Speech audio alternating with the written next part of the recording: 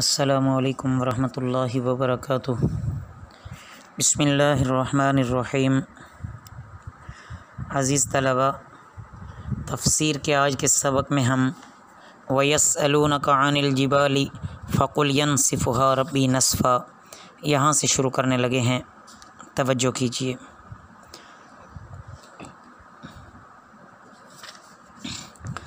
अऊज़ु बिल्लाहि मिनश्शैतानिर्रजीम।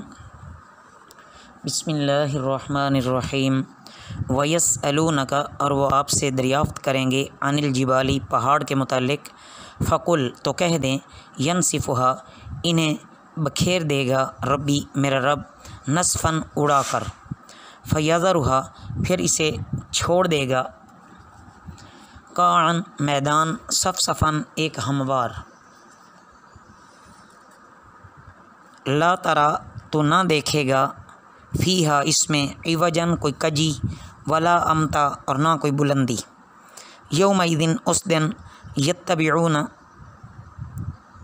वो सब पीछे चलेंगे, अद्दाइया, एक पुकारने वाला, ला इवज लहू, नहीं कोई कजी इसके लिए, व खशअतिल अस्वातु, और पस्त हो जाएंगी आवाज़ें, लिर्रहमानी, अल्लाह के लिए, फ़ला तस्माउ, पस तू ना सुनेगा, इल्ला हमसा, मगर आहिस्ता आवाज़। यौमइज़िन ला तनफ़उ, उस दिन ना नफ़ा देगी, अश्शफ़ाअतु, कोई सफ़ारिश, इल्ला, मगर, मन अज़िन लहुर्रहमानु, जिसको इजाज़त दे अल्लाह, व रज़िया लहू क़ौला, और पसंद करे उसकी बात। यअलमु, वो जानता है, मा बैन अयदीहिम, जो उनके हाथों के दरमियान है, वमा खल्फ़हुम, और जो उनके पीछे है, वला युहीतूना, और वो इहाता नहीं कर सकते, बिही, इसका, इल्मन, इल्म के अंदर। व अनतिल वजूह, और झुक जाएंगे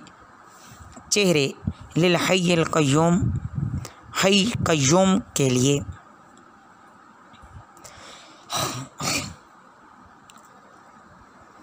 वक़द ख़ाबा, और तहक़ीक़ नामुराद हो गया, मन हमला, जो बोझ उठाया, ज़ुल्मन, ज़ुल्म, वमन यअमल, और जो करे, मिनस सालिहाति, नेकी से, वहुवा मुमिनुन, और वो मोमिन है, फ़ला यख़ाफ़ु, पस ना उसे खौफ होगा, ज़ुल्मन, किसी ज़ुल्म का, वला हज़मन, और ना किसी नुकसान का। इन आयात मुबारका में अज़ीज़ तलबा, ये बयान फरमाया जा रहा है कि जब इसराफ़ील अलैहिस्सलातु वस्सलाम अल्लाह रब्बुल इज़्ज़त की इजाज़त से बैतुल मक़दस की जगह पर खड़े होकर सूर लेकर पुकारेंगे, ए गली हुई हड्डियों और परागंदा खालो और रेज़ा रेज़ा होने वाले गोश्त के टुकड़ों, रहमान के हुजूर चलो। तो ये इसराफ़ील अलैहिस्सलाम की आवाज़ सुनकर हड्डी, गोश्त, खाल बाल सब मिलकर इंसानी शक्ल बनकर कब्रों से निकल खड़े होंगे, और हर शख्स आवाज़ की तरफ लपकेगा। काश ये मुनकरीन लोग दुनिया में अल्लाह के दाई की आवाज़ पर इसी तरह झपटते तो वहाँ काम आता, पर यहाँ अपनी बदबख्ती से हमेशा ये टेढ़ी चाल चलते रहे। उस रोज़ अल्लाह ताला के खौफ और हैबत के मारे किसी की ऊंची आवाज़ ना निकल सकेगी।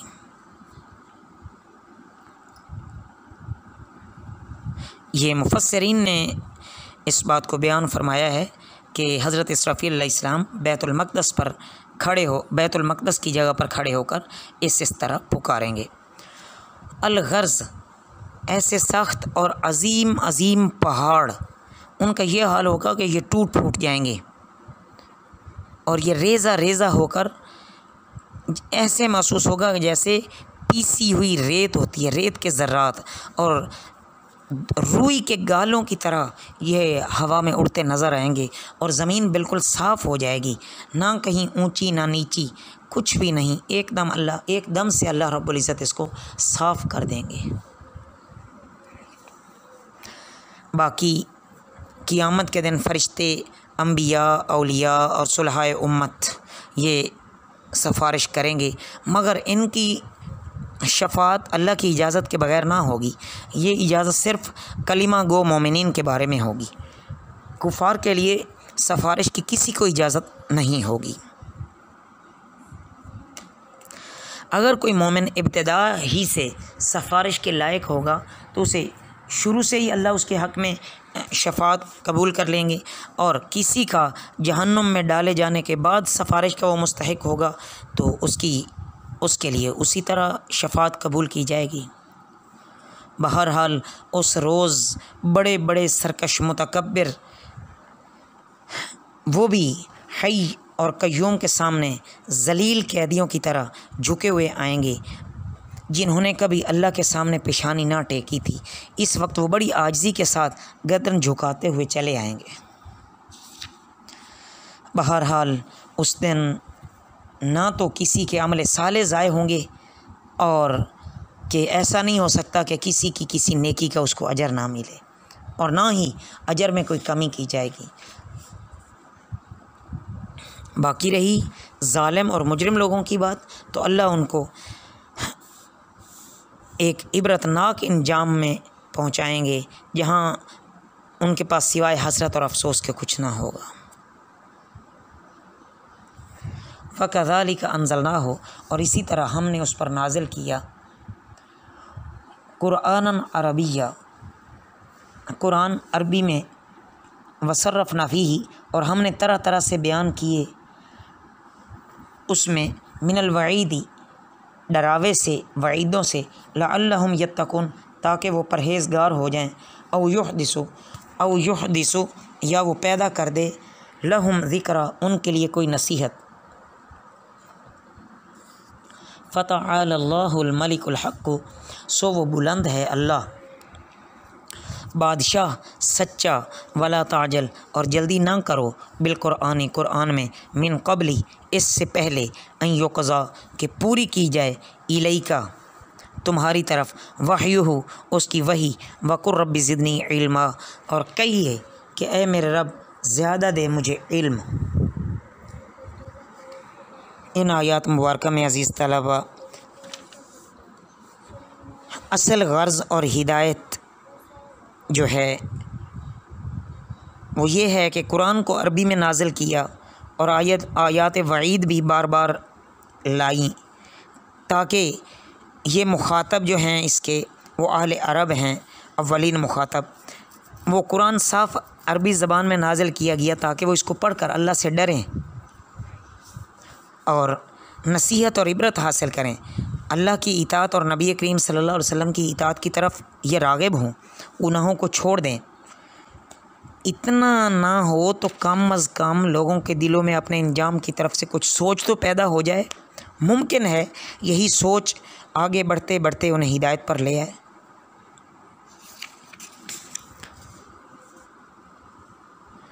لیکن یہ الٹا ہٹ دھرمی پہ اترتے آئے۔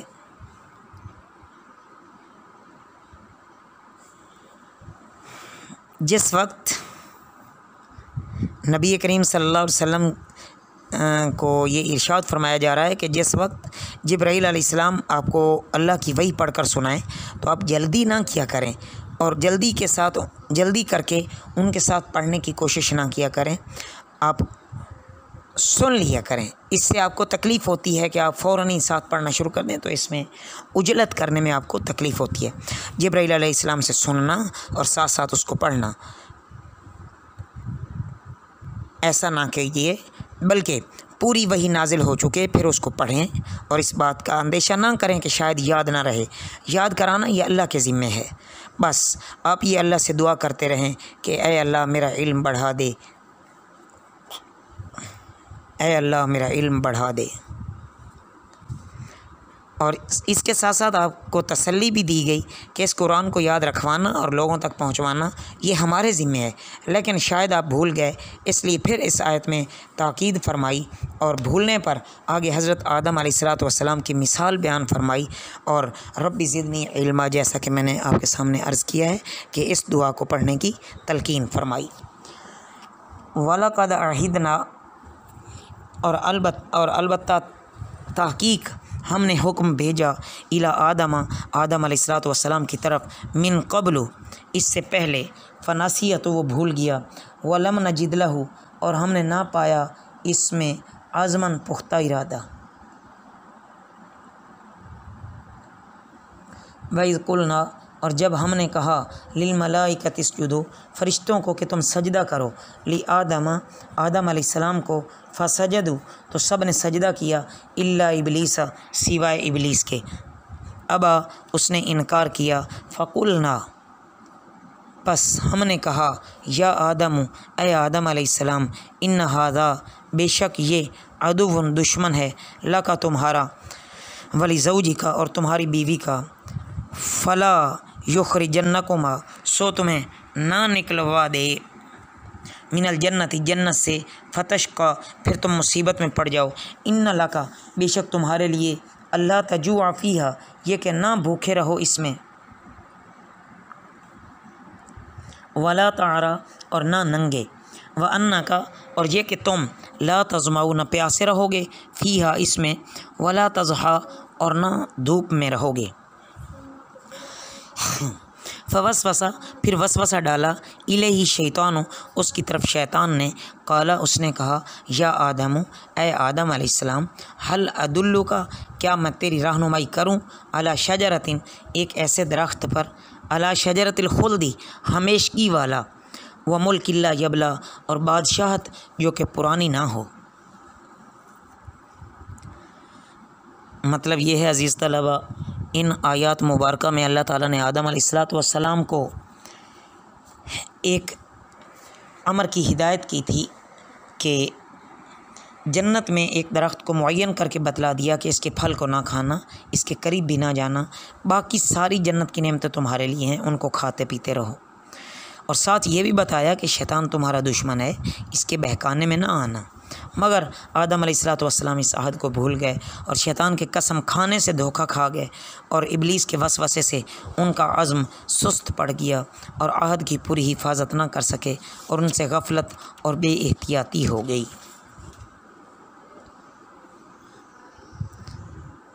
بس انسان کا نسیان بھی مضر ہے،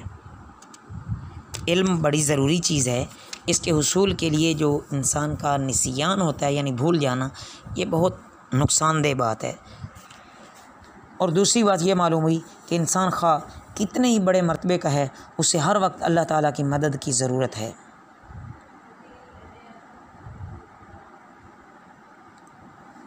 اور اللہ تعالیٰ نے ان مصلحتوں کی بنا پر حضرت آدم علیہ السلام کے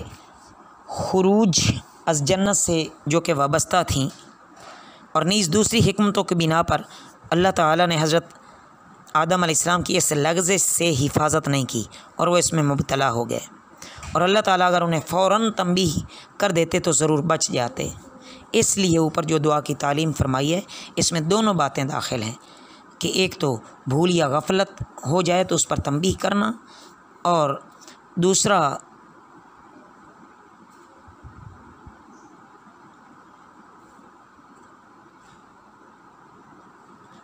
یہ کہ اس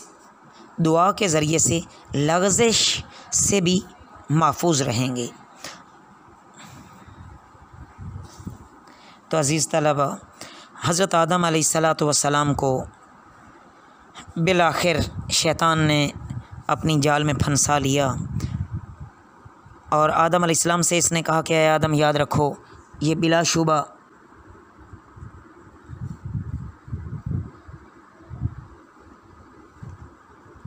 یہ اللہ تعالیٰ کی طرف سے ہے حکم کہ آدم علیہ السلام کو کہ یہ ابلیس تمہارا دشمن ہے، اور اس کے کہنے سے کوئی ایسا کام مت کر بیٹھنا کہ جنت سے باہر کیے جاؤ اور پھر مصیبت میں پڑو۔ یہاں جنت میں تمہارے لیے آرام ہے، نہ تم کبھی بھوکے ہوگے، نہ اس سے کوئی تکلیف، نہ کوئی پریشانی، نہ ننگے ہوگے کہ کبھی کپڑا نہ ملے، اور نہ پیاسے ہوگے، نہ دھوپ اور گرمی میں تپو گے، بخلاف کہ اگر یہاں سے نکلے تو یہ ساری مصیبتیں ہوں گی۔ اور شیطان نے بالآخر ان کو جھانسا دیا اور بہکایا اور کہنے لگا کہ اے آدم، میں تم کو ہمیشگی کی خاصیت کا درخت بتلا دوں کہ اس کے کھانے سے ہمیشہ شاد و آباد رہو گے اور ایسی بادشاہی حاصل رہے گی کہ جس میں کبھی ذوف نہ آئے گا۔ تو بالآخر اس نے پھنسا لیا۔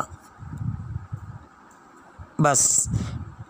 اس درخت کا پھل کھا بیٹھے تو اللہ تعالیٰ کی طرف سے یہ فیصلہ ہوا کہ ان کو، حضرت آدم علیہ السلام کو، دنیا میں آنا پڑا۔ اللہ رب العزت ہمیں دنیا آخرت میں صحیح